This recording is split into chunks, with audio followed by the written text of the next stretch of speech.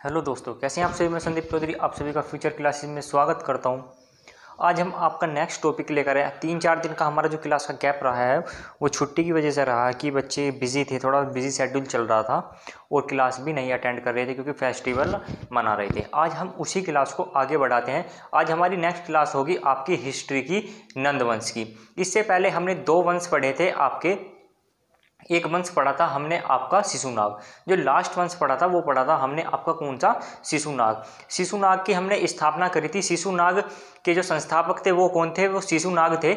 उसके बाद हमने काला शोक के बारे में पढ़ा था। और जो आखिरी जो शिशुनाग वंश के आखिरी जो राजा थे उसका क्या नाम था, उसका नाम था नंदीवर्धन। क्या नाम था, नंदीवर्धन। सिर्फ इसका नाम ही जानना हमारे लिए महत्वपूर्ण है, इसके कुछ भी कार्य ऐसे नहीं है जो हमारे लिए महत्वपूर्ण हो।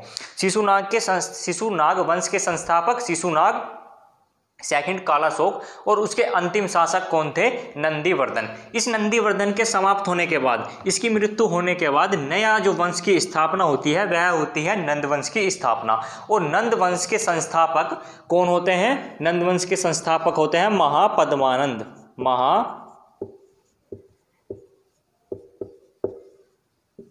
महापद्मानंद। देखिए, नंद वंश की स्थापना कर दी जाती है किसके द्वारा, महापद्मानंद के द्वारा। और जितने भी शिशुनाग वंश के द्वारा या आपके मगध, जो आपके बिंबिसार थे, जो हर्यक वंश था, हर्यक वंश के द्वारा, आपके शिशुनाग वंश के द्वारा जितने भी भारत के एरिए पर जो कब्जा किया गया था उनके द्वारा युद्ध किए गए थे, विजय की गई थी, प्राप्ति हुई थी उन्हें विजय की। और जितना भी क्षेत्र उन्होंने अपने अंडर में लिया था, अपने क्षेत्र में, अपने राज्य में मिला लिया था, उस क्षेत्र को और भली भांति उस क्षेत्र को और उसका दायरा बढ़ा दिया किसने, नंदवंश ने। नंदवंश ने ज्यादातर सभी क्षेत्रों पर, सभी राज्यों पर क्या कर लिया, अपना कब्जा कर लिया। इन्होंने भारत के सारे बचे हुए हिस्सों को जीत लिया। क्या किया इन्होंने भारत के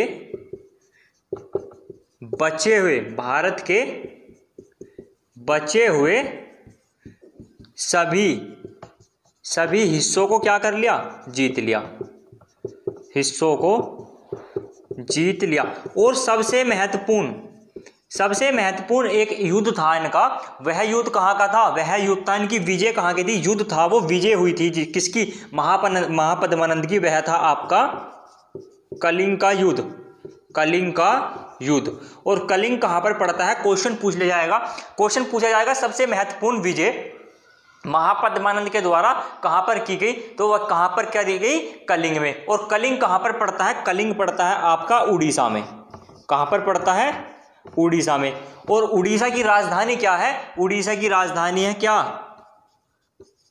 भुवनेश्वर।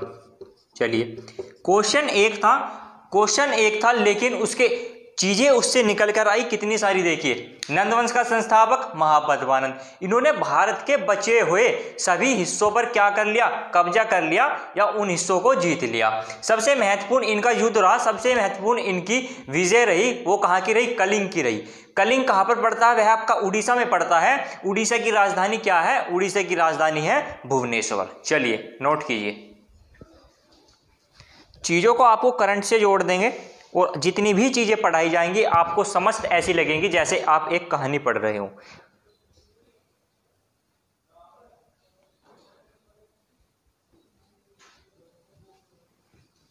चलिए, नेक्स्ट टॉपिक पर चलते हैं। महापद्मानंद को बहुत ही ज्यादा उपाधि दी गई। क्या दी गई, उपाधि। एक उपाधि थी इनकी सबसे महत्वपूर्ण, एकाराट। क्या थी, एकाराट या एक राट। इसका मतलब होता है बिग किंग, बड़ा राजा। महापद्मानंद को एक उपाधि दी गई, उस उपाधि का नाम था एक राट। उस उपाधि का नाम था एक राट, जिसे कहते हैं बिग किंग, बड़ा राजा। किसे कहा गया, क्वेश्चन आएगा, एक राट की उपाधि किस शासक को दी गई है, तो वह दी गई है आपकी महापद्मानंद को। और महापद्मानंद किस वंश से ताल्लुकात रखता था, तो वह रखता था आपके नंद वंश से। चलिए, एक उपाधि दी गई है उन्हें, सर्वकत्रात्मक।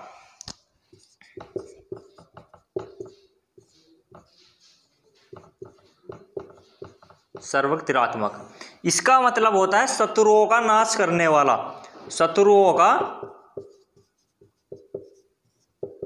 विनाश करने वाला, विनाश करने वाला। एक उपाधि दी गई उन्हें एकराट की, जिसे कहते हैं बड़े राजा, बिग किंग। और सेकंड उपाधि दी गई उन्हें सर्वकत्रात्मक, उसका मतलब होता है शत्रुओं का विनाश करने वाला। क्वेश्चन पूछा जाएगा, प्राचीन भारत में शत्रुओं का विनाश करने वाला किस राजा को कहा गया है, या यह उपाधि किस राजा को दी गई है, या किस शासक को दी गई है। वह दी गई है महापद्मानंद को। और महापद्मानंद कौन से वंश से संबंधित था, तो वह था आपका नंद वंश से। चलिए नोट कीजिए।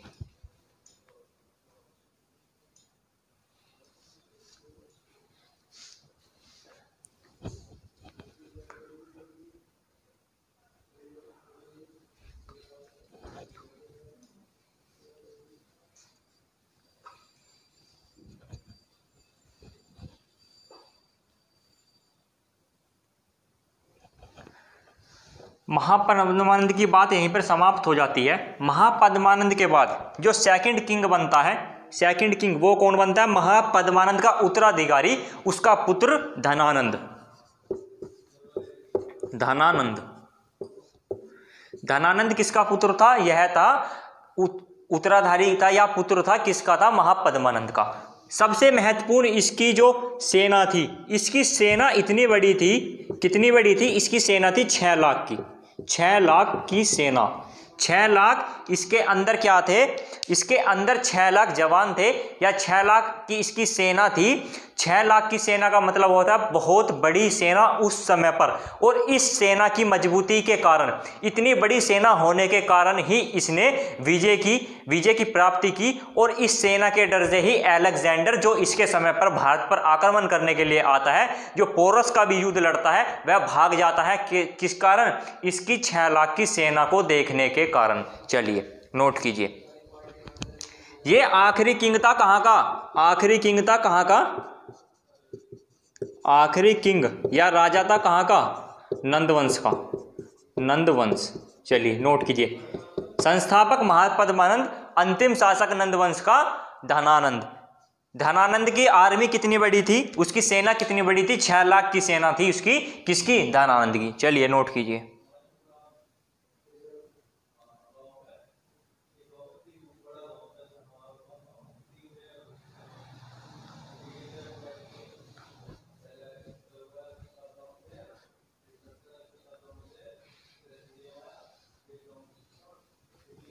चलिए, अब इनसे एक जुड़ी हुई एक इनसे बहुत महत्वपूर्ण घटना है, वह है आपके यूनानी शासक। यूनानी शासक थे एक, जिसे कहा जाता था मैसिडोनिया से कह सकते हैं या यूनान से कह सकते हैं, कह सकते हैं यूनान, यूनान या मैसिडोनिया, मैसिडोनिया कह सकते हैं या यूनान कह सकते हैं। वहां के एक शासक थे कौन, अलेक्जेंडर। अलेक्जेंडर कह सकते हैं या सिकंदर कह सकते हैं, अलेक्जेंडर कह सकते हैं या सिकंदर कह सकते हैं, अलेक्जेंडर या सिकंदर। धनानंद के समय में, जब धनानंद का शासन चल रहा था, उस समय पर यूनानी शासक अलेक्जेंडर ने, सिकंदर ने भारत पर आक्रमण किया, भारत पर आक्रमण किया। और कहां पर किया, वह किया उसने व्यास नदी के पास। कहां पर किया, व्यास नदी के पास। व्यास नदी बहुत महत्वपूर्ण नदी हो जाती है, व्यास नदी के पास। क्वेश्चन पूछा जाएगा, अलेक्जेंडर ने प्रथम बार भारत पर किस नदी के तट पर आक्रमण किया, तो वह किया उसने व्यास नदी के तट पर। अलेक्जेंडर भारत में किस शासक के समय पर भारत आया या आक्रमण किया, तो धनानंद के समय पर आया, नंदवंश के आखिरी उत्तराधिकारी के समय पर आया। धनानंद के समय पर कौन आया, अलेक्जेंडर। अलेक्जेंडर किस देश से संबंधित था, तो वह था आपके मैसेडोनिया या यूनान। चलिए नोट कीजिए।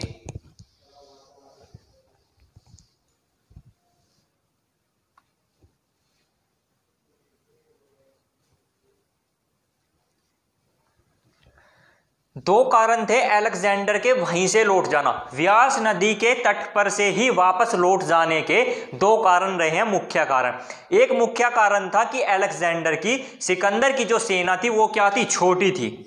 सेना क्या थी उसकी, छोटी। सेना क्या थी, छोटी।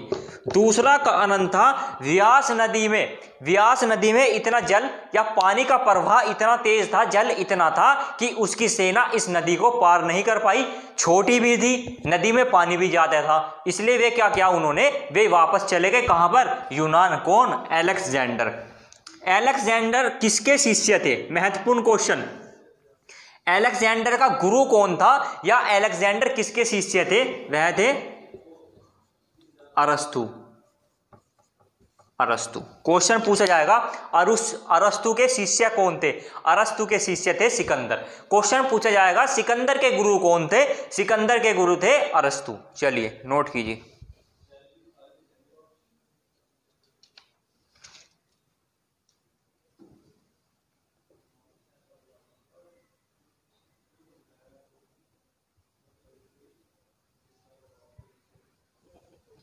देखिए, सिकंदर जो भारत आया था उसका एक मुख्य सपना था, उसका एक बहुत बड़ा सपना था। वह सपना था उसका विश्व को जीतना, विश्व विजय करनी, विश्व विजय करनी। क्या सपना था अलेक्जेंडर का, अलेक्जेंडर का सपना था विश्व विजय करना, विश्व को जीतना, वर्ल्ड को जीतना, विश्व को जीतना ही क्या था उसका एक लक्ष्य था, उसका एक मोटिव था, उसकी इच्छा थी। किसकी थी, सिकंदर की या अलेक्जेंडर की। देखिए, हाई डेस्पिस का युद्ध, एक युद्ध हुआ है आपके प्राचीन भारत में, हाई डेस्पिस का युद्ध, हाई डेस्पिस का युद्ध। यह युद्ध किसके बीच में हुआ, हाई डेस्पिस का युद्ध किस किस के बीच में हुआ, यह हुआ आपका सिकंदर के और पोरस के बीच में। सिकंदर और पोरस, पोरस एक राजा थे, एक शासक थे महत्वपूर्ण। एक युद्ध हुआ अलेक्जेंडर के मध्य और पोरस के मध्य। उस युद्ध को क्या नाम दिया गया, उस युद्ध को नाम दिया गया हाई डेस्पिस का युद्ध। इस तरह के क्वेश्चन आपको देखने के लिए मिलेंगे एसएससी, सीजीएल या सीएचएसएल में। मुख्य क्वेश्चन जो होते हैं ना, वही आपको आने वाले दिल्ली पुलिस में भी इस तरह का क्वेश्चन देखने के लिए मिल जाएगा। ये क्वेश्चन बहुत डीप है और डीप ही क्वेश्चन पूछा जाता है एसएससी के अंदर। क्वेश्चन पूछा जाएगा हाई डेस्पिस का युद्ध कहां पर हुआ, हाई डेस्पिस का युद्ध किस किस के बीच में हुआ। हाई डेस्पिस का युद्ध हुआ आपके अलेक्जेंडर, सिकंदर और पोरस के मध्य, पोरस के बीच में। चलिए, यह युद्ध हुआ कब, इस युद्ध का सन भी पूछ लिया जाएगा, इस युद्ध की विक्ट्री भी पूछ ली जाएगी। यह युद्ध हुआ आपका 323 बीसी, 323 बीसी में, 323 BC, before Christ, Isa Masih के 323 वर्ष से पूर्व, उनके जन्म लेने से 323 वर्ष पूर्व एक युद्ध हुआ। कहाँ का युद्ध, हाई डेस्पिस का युद्ध। किसके बीच में हुआ, अलेक्जेंडर, सिकंदर के और पोरस के बीच में हुआ। इस युद्ध में विक्ट्री किसकी हुई, इस विजय किसकी हुई, जीत किसकी हुई, तो वह हुई आपके किसकी, सिकंदर की। सिकंदर ने युद्ध जीत लिया हाई डेस्पिस का 323 बीसी में, किससे, पोरस से। चलिए नोट कीजिए। एक क्वेश्चन और इससे निकल कर आता है हाई डेस्पिस के युद्ध से। क्वेश्चन पूछा जाएगा हाई डेस्पिस का युद्ध किस नदी के किनारे हुआ या किस नदी के तट पर हुआ, तो वह हुआ आपकी झेलम नदी। देखिए, दो नदी आपकी आ गई यहां पर, व्यास आ चुकी है और झेलम आ चुकी है। बचती है आपकी चिनाब, महत्वपूर्ण जो है आपकी, और आपकी रावी बचती है, सतलज बचती है। जितनी भी आपकी 7 नदियां, सिंधु बचती है, ये इंडस कहते हैं। जितनी भी ये नदियां हैं बहुत ही महत्वपूर्ण नदियां हैं, इनके बारे में पढ़ेंगे, इनके क्षेत्रफल के बारे में पढ़ेंगे, ये बहती कहां से कहां तक हैं, क्या ये किस दिशा में बहती हैं, ये सभी चीज हम क्लियर करेंगे आपकी। लेकिन यहां पर सिर्फ काम की चीज है, हाई डेस्पिस का युद्ध किस नदी के तट पर या किस नदी के किनारे पर हुआ, तो वह हुआ आपकी झेलम नदी के किनारे पर। चलिए नोट कीजिए।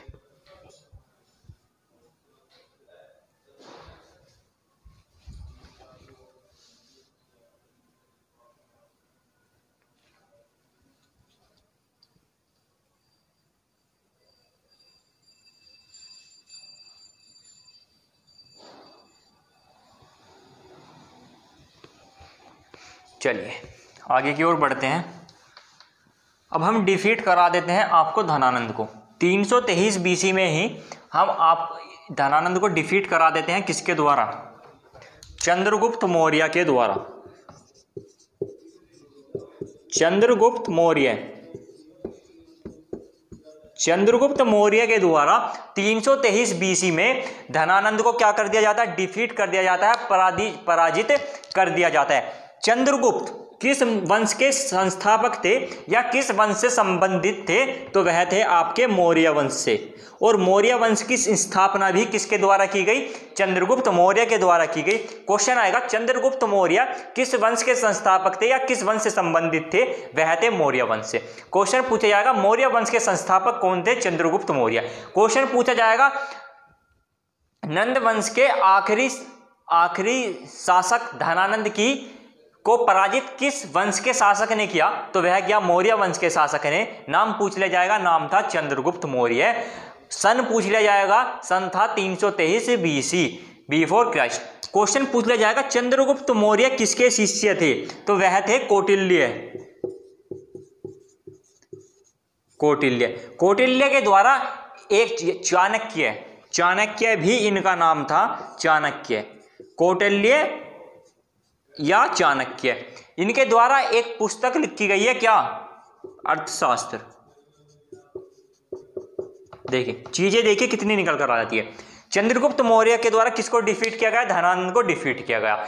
नंद वंश को समाप्त किसके द्वारा किया गया? वह भी चंद्रगुप्त मौर्य के द्वारा किया गया। चंद्रगुप्त मौर्य किस वंश के संस्थापक थे? मौर्य वंश की इन्होंने नींव रखी 323 बीसी पूर्व में।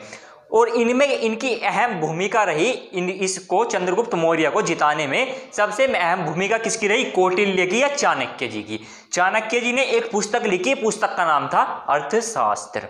वे बहुत ही बड़े अर्थशास्त्री थे, बहुत ही उनके अंदर इस तरह की कला थी कि इन्हीं की कला के द्वारा चंद्रगुप्त मौर्य ने विजय प्राप्त की थी। किस वंश पर? नंद वंश पर। चलिए इतनी चीज हमें पता चल गई कि हमारा नंद वंश यहाँ पर समाप्त हो जाता है और एक नए वंश की स्थापना होती है। उस वंश का नाम होता है मौर्य वंश या मौर्य साम्राज्य।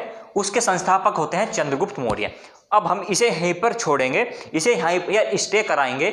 स्टे कराने का मुख्य कारण है, इससे पहले पढ़ेंगे हम आपके बौद्ध धर्म और जैन धर्म, क्योंकि बौद्ध धर्म और जैन धर्म इन दोनों इस वंश के, आपके जो हर्यक वंश था, आपका था शिशुनाग वंश और आपका था नंद वंश, इन तीनों वंश के समकालीन ही चल रहा था आपका बौद्ध धर्म और जैन धर्म। अभी हमारा मेन मोटिव होगा कि उन्हें भी साथ में लेकर चले। अगर मैं अभी आपको यहाँ पर मौर्य वंश करा देता हूँ तो आपको समझ में नहीं आएगा कि हो क्या रहा है, क्योंकि हमारे एक साइड में चल रहे हैं बौद्ध धर्म और जैन धर्म। अब हम इसे यहाँ पर स्टे कराएंगे, यहाँ पर रोकेंगे और साथ में लेकर आएंगे बौद्ध धर्म को, जैन धर्म को, क्योंकि चंद्रगुप्त मौर्य भी जुड़ जाएंगे, रिलेट करेंगे किससे? बौद्ध धर्म से, क्योंकि आखिर में आकर वे अनुयायी बन जाएंगे किस धर्म के? बौद्ध धर्म के। और अपने साम्राज्य को छोड़कर चले जाएंगे, और अपने शरीर का त्याग कर देंगे, अपनी जितनी भी चीजें हैं सबका त्याग कर देंगे और अपने आप को बिना खाए पिए एक स्थान पर अपनी क्या कर देंगे? उनकी मृत्यु हो जाती है, वे भोजन त्याग देंगे, वे पानी त्याग, हर चीज़ का त्याग कर देंगे और उनकी लगभग 1 महीने के अंतराल में ही मृत्यु हो जाती है। वे बौद्ध धर्म के अनुयायी बन जाते हैं, बौद्ध धर्म का प्रचार भी करते हैं और बहुत ही चीज़ें उनके द्वारा बौद्ध धर्म के द्वारा कराई गई हैं। और उनकी बहुत महत्वपूर्ण चीज़ें रही हैं कि उन्होंने बौद्ध धर्म का प्रचार किया, बौद्ध धर्म को बढ़ावा दिया। अगर हम चंद्रगुप्त मौर्य को पढ़ लेते हैं तो हम भूल जाएंगे बौद्ध धर्म को, इसलिए मैं पीछे से बौद्ध धर्म को उठा के लाऊंगा। बौद्ध धर्म आप पढ़ोगे तो आपको चंद्रगुप्त मौर्य बहुत ही ईजिली समझ में आ जाएगा कि चंद्रगुप्त मौर्य है क्या। चलिए अब चलते हैं हम आपके बौद्ध धर्म पर।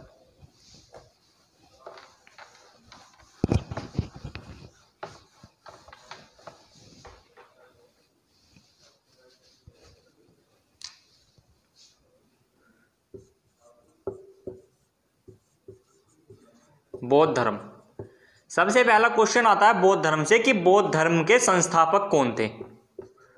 बौद्ध धर्म के संस्थापक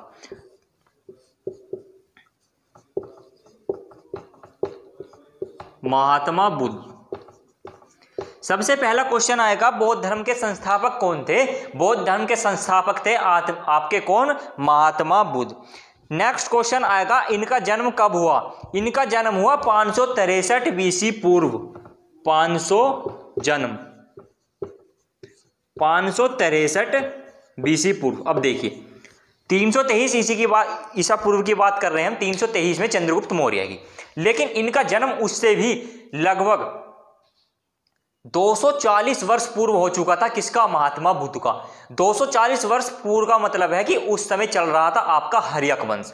इसलिए महत्वपूर्ण हो जाता है कि हमें बौद्ध धर्म यहां पर पढ़ना पड़ रहा है। इसलिए हम चंद्रगुप्त मौर्य को या मौर्य वंश को नहीं पढ़ सकते अभी। सबका पढ़ाने का अलग अलग पैटर्न होता है और मेरा पैटर्न है पढ़ाने का कि मैं चीज़ों को आपस में जोड़ कर चलूँ, रिलेट कर चलूँ, बाद में आपको समस्या ना आए कि अभी तो हमारा चल रहा था मौर्य साम्राज्य, उसके बाद हमने गुप्त पढ़ लिया, गुप्त साम्राज्य पढ़ लिया, उसके बाद पढ़ रहे हैं हम आपके बौद्ध या जैन धर्म, तो आपको बिल्कुल भी कुछ भी समझ में नहीं आएगा। इसलिए मैं चाहता हूं कि चीज़ों को आप इस तरीके से ग्रैब करें, चीज़ों को कैचिंग पावर इस तरीके से हो कि आपकी, अगर हमारा एक वंश चल रहा है तो आपको उधर से उठकर आ जाए आपका बौद्ध धर्म। आपको थोड़े समय में ज़्यादा चीज़ों को समझने का मौका मिल जाए, ज़्यादा चीज़ें पढ़ने के लिए मिल जाए, ना कि आप टाइम वेस्ट करें। देखिए अब बात आती है बौद्ध धर्म। बौद्ध धर्म के संस्थापक है महात्मा बुद्ध।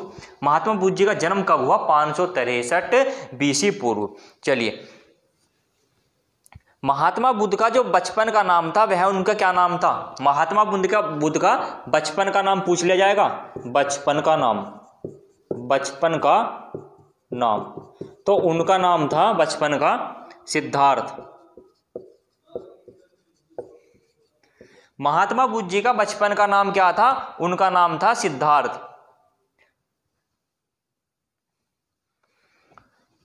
चलिए अब इनकी माता के बारे में पढ़ लेते हैं, इनके पिता के बारे में पढ़ लेते हैं। इनकी माता का नाम था महामाया। माता का नाम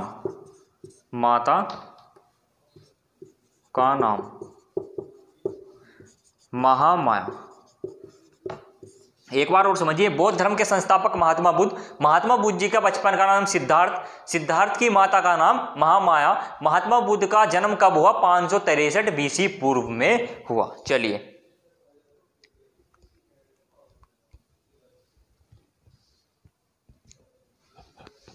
इनका जन्म स्थान भी देख लीजिए कहां पर था। इनका जन्म स्थान देख लीजिए कहां पर था। वह था इनका कपिली वस्तु के लुम्बिनी। कपिली वस्तु के लुम्बिनी नामक स्थान पर।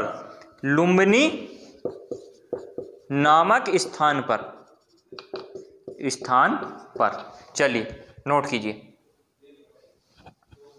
क्वेश्चन पूछा जाएगा महात्मा बुद्ध जी का जन्म किस स्थान पर हुआ?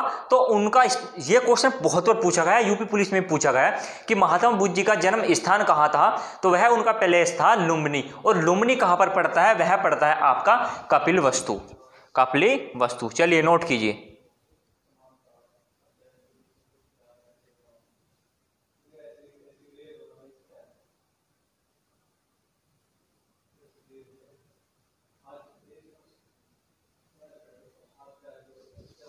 चलिए इनकी माता के बारे में पढ़ चुके हैं, हम पढ़िए इनके पिता के बारे में। पिता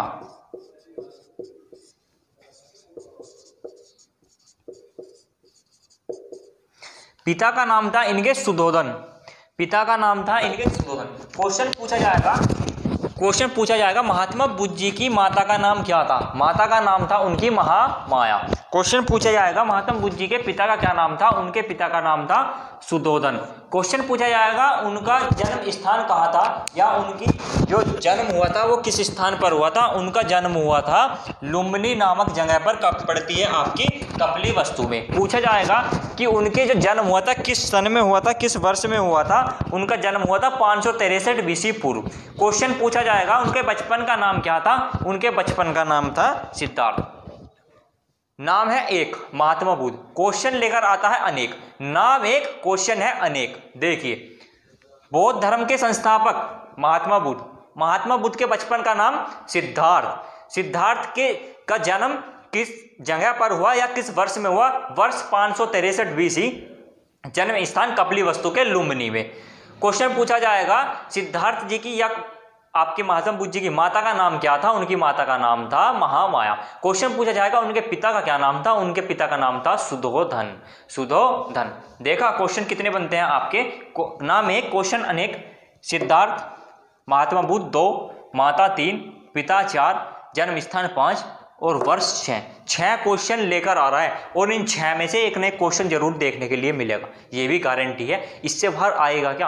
आपने उनका नाम पढ़ लिया, आपने उनके माता पिता का नाम पढ़ लिया, आपने उनके बचपन का नाम पढ़ लिया, आपने उनकी जहाँ पर जन्म हुआ है वो पढ़ लिया, आपने उनका वर्ष पढ़ लिया और क्वेश्चन इससे बाहर आएगा क्या? अब पढ़ेंगे कि उनके कार्य क्या रहे, उनके कार्य क्या रहे, अब पढ़ेंगे भी। तो क्वेश्चन इससे बाहर बिल्कुल नहीं आने का, बिल्कुल इस तरीके से पढ़ाया जा रहा है आपको, बहुत ही अच्छी तरीके से। चलिए आज मैं अपनी वाणी को यहीं पे विराम देता हूँ, इस क्लास को यहीं पे समाप्त करता हूँ और बाकी जो चीज़ें हैं महात्मा बुद्ध जी से रिलेटेड वह करेंगे आपकी नेक्स्ट क्लास में। उम्मीद करता हूँ वो आपको चीज़ें अच्छे से समझ में आई होगी। अगर आपको समझ में आ रही हैं तो मुझे मोटिवेशन करें, मोटिवेट करें और ज़्यादा से ज़्यादा क्लास को शेयर करें, लाइक करें। लाइक जितनी ज़्यादा करेंगे, शेयर जितना ज़्यादा करेंगे, और हाँ, चैनल को सब्सक्राइब करना ना भूलें। चैनल को सब्सक्राइब करेंगे तो जल्दी से जल्दी हमारा जो 1000 सब्सक्राइबर कंप्लीट हो जाएंगे तो उसके बाद हम अपनी क्या करेंगे, लाइव क्लासेस भी चलाएंगे। उससे आपको ही बेनिफिट होने वाला है, उसको आपको ही बेनिफिट होगा। तो मैं उम्मीद करता हूँ ज़्यादा से ज़्यादा शेयर करें, लाइक करें वीडियो को और चैनल को सब्सक्राइब भी करते रहें। चलिए मिलते हैं आपकी नेक्स्ट क्लास में।